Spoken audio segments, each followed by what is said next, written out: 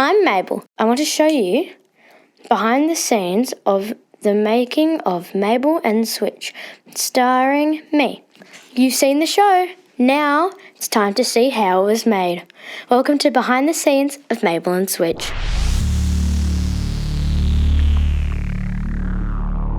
One Day Studios is based in the old Fletcher Jones factory in Warrnambool, which was a clothing manufacturing facility with 64 shops around Australia. So it's kind of well known, especially to locals. At the moment, we're making a little diorama of it, and I'll explain why. But I'll start with the story of Fletcher Jones back in the 1930s.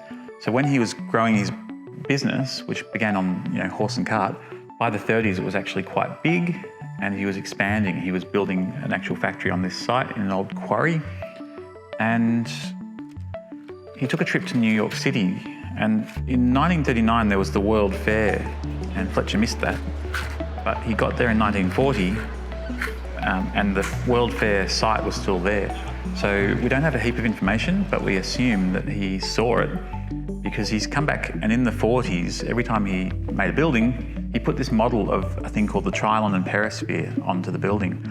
The Trilon and Perisphere was this huge structure in the middle, a big centrepiece of the World Fair. You probably know it, it's very famous. It's in lots of pop culture references. But it was effectively a giant, tall, thin pyramid and a giant sphere, big enough to walk into. So you'd go into the little doorway in the pyramid, up some stairs and escalators, and through into this giant sphere. Around the interior there was a platform, and all the people would look down on a great big model of democracy, the future of cities. It was like imagining what the world would be like in 50 years. In the whole display that year, not that Fletcher would have seen everything that was there, but he was definitely highly inspired by it. Because every time he opened a shop, he'd put this model up. So there's one on the factory here, there was one out the front, there was one on the shop in Liebig Street in Warrnambool. But in the original, you would see all these things like a car with glass panels so that you could see the motor working. And Westinghouse put out this robot called Electro the Robot, one of the world's first fully functional, autonomous, real robots. So it was real, but it was simple. It didn't do much. It could say a few things which were based on vinyl records, and it could walk a little bit, and it could smoke cigarettes, because that was all the rage for robots in the 40s. So we assume that Fletcher was highly inspired by all of that. Another clue was that the residential area of Democracy City was called Pleasantville, and the gardens here at the Fletcher Jones factory are called Pleasant Hill. Could be a coincidence, but it's a weird thing to call a garden that's based in a quarry, isn't it? So we thought we'd make a big tribute to that with Mabel and Switch and continue that, and we began to reimagine the world based on that moment where Fletcher experiences all that for the first time, and thinks about robots and thinks about the future and thinks about his business and its effect on Warrnambool and how inspiring it could all be and how innovating it can be. And Warrnambool is a really amazing place of innovation. Among other things, Warrnambool scientists have had a huge impact on genomics and on neuroscience. There's, I think, 2 Nobel Prizes for science from Warrnambool. So it's not hard to imagine a world where Fletcher's come back all inspired, got these people together and changed things. So we thought, what happens if he started making robots instead of clothes?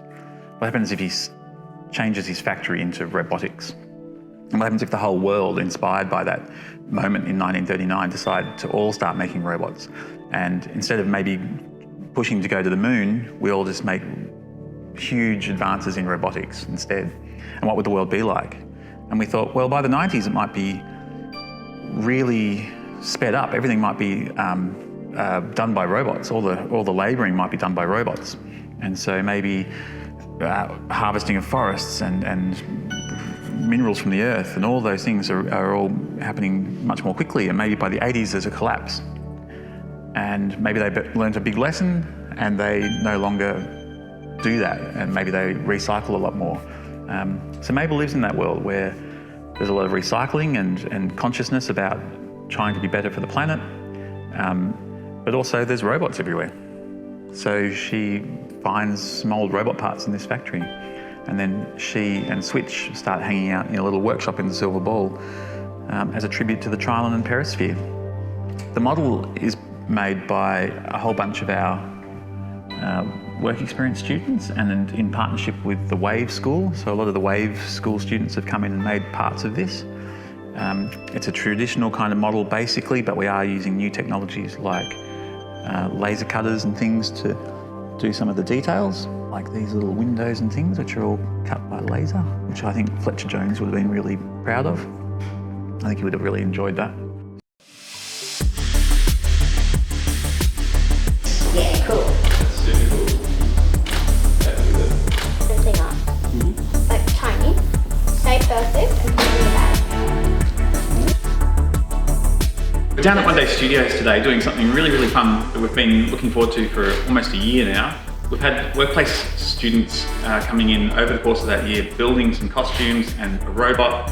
Like Bailey has been working on electronics, Felix has been helping us with the costumes and the robot. We've had Leah working on a heap of stuff as well for the costumes.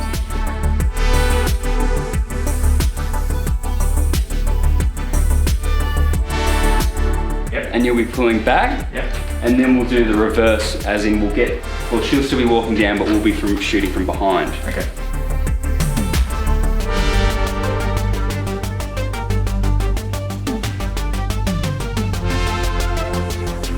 Your body just like another step up to there, yeah? Yep. Yeah.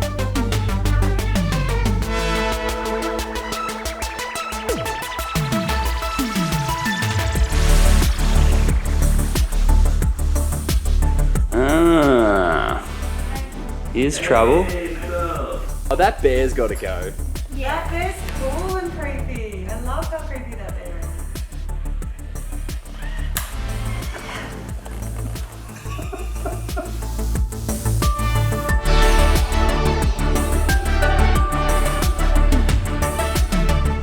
What do we say to the camera? This is the set of Mabel and Switch. Getting the establishing shot. The way you walked up last take was great. So just same thing.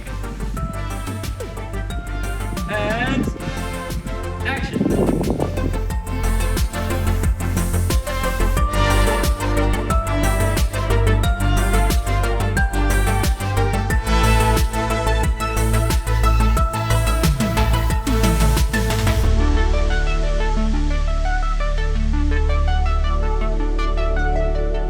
Action. Really? You looking at me? Oh.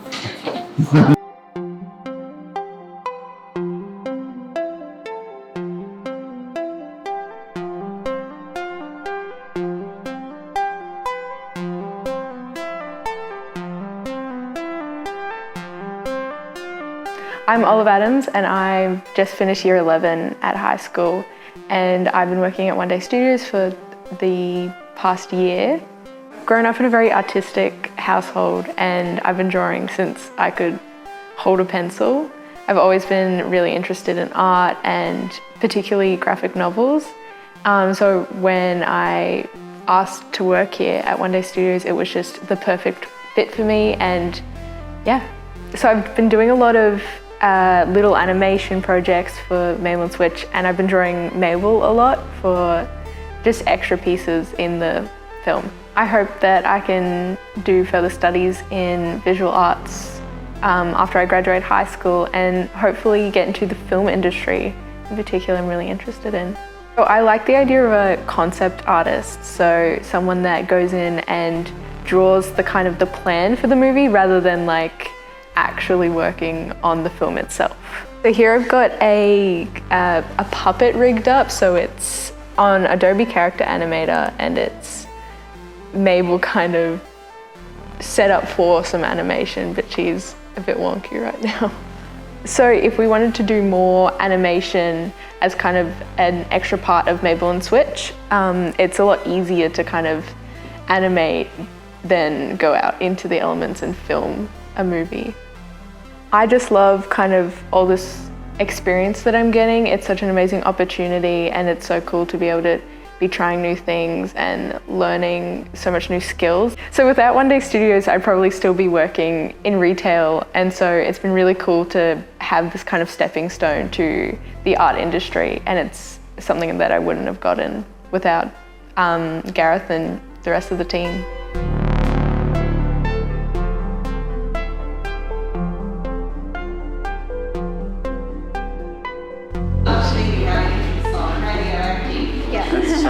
And Sheena. Yeah. So you can't see your hair at all, Possum. Except that bit there. What else? I used to do performance of holiday. Yes, you were summer. Yeah. Hi, I'm Zoe Borthwick. My character is Sheena and I'm part of Phoebe's friendship group. My character is kind of the cool one that tries to influence the rest of the group.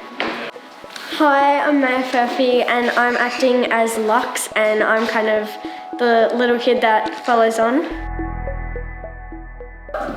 Hi, my name is Mabel Switch and I play Mabel.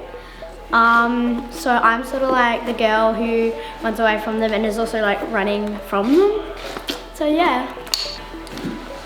Hi, I'm Cheyenne. I play Phoebe. She's leader of the group, the mean one. Can't wait, let's go!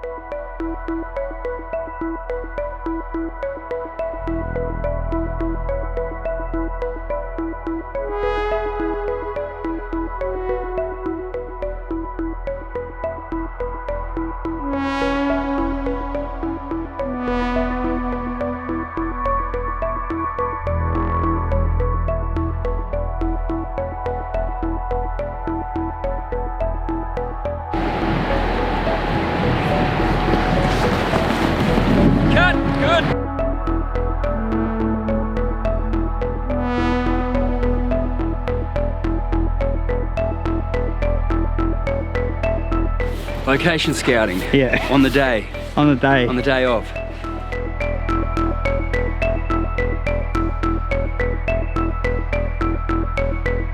Got action. I'm riding on snakes. Action.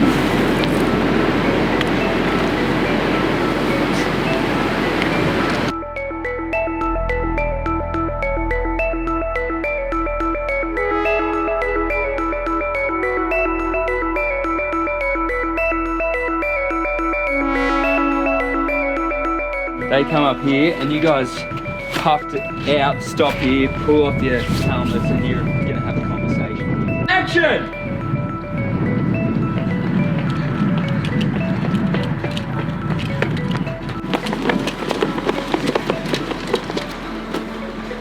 Where did she go? I'm going to do it again from another angle.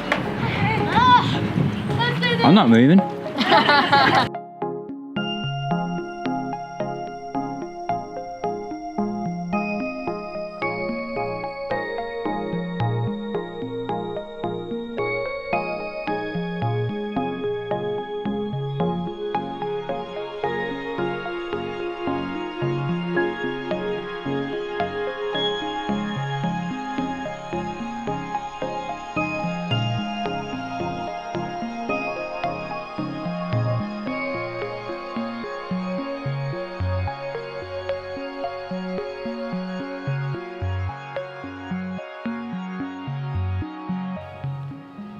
Ready? And action.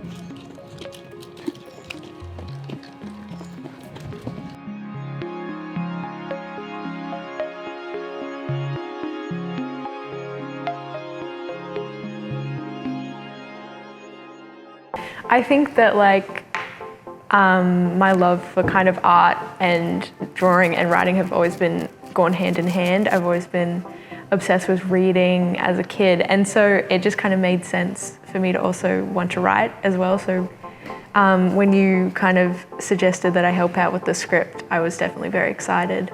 Mabel and Switch, who are they as characters and what do they want and what happens to them over the course of the story? Well, I think they both struggle a lot with kind of connecting to others, and particularly Mabel, who's very isolating to herself, and she's not really trying to reach out to other people.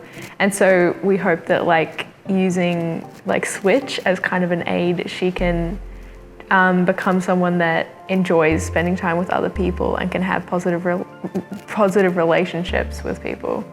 Yeah, I think she starts off purposely kind of isolating or being away from other people, and then she finds this robot. She's very clever. She can put him back together, but subconsciously she's almost thinking, I can create a friend, a companion out of this that I can control. I can literally program this friend of mine to do exactly what I need a friend to do. But then she learns pretty quickly that Switch isn't like that at all and is just as unpredictable and difficult as any human relationship. And in doing that, she has to make that decision. Well, do I go on my own forever, or do I learn to maintain relationships and go through them for the good and the bad, and the difficult stuff as well as the great fun stuff? Yeah, I like that about them. So tell us about all of this. This is because this is how you kind of process things, isn't it? This is your stuff. Yeah. So a great way for me to kind of like sort out my own thoughts and stuff is to just write it all out. And there's no order to any of these notes. There's no like best way to read it, but it's just a good way to kind of sort everything out and just explore different facets of the story. Sometimes when it's out of your head on paper and visual, it's less confusing, isn't it? Yeah, it makes more sense.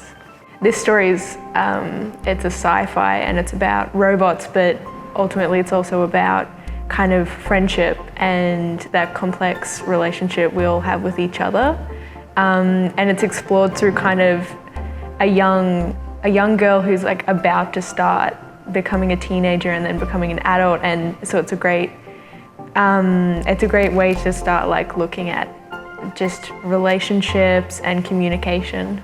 Yeah, so hopefully it's something that is engaging and fun, but maybe you take something away from it as well, right? Exactly. Rolling.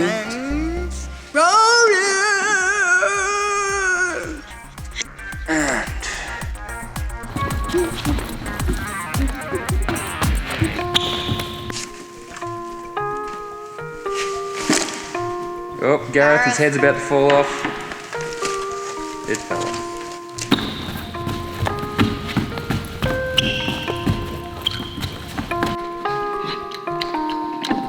So has doing this been like what you expected it to be? No. Do you remember starting in here? You started filming this like 6 months ago in this room? Yes. And it's different to what you thought? Do you remember what you thought it was going to be? Oh, yay! We get to film for 3 weeks and then we get premiere.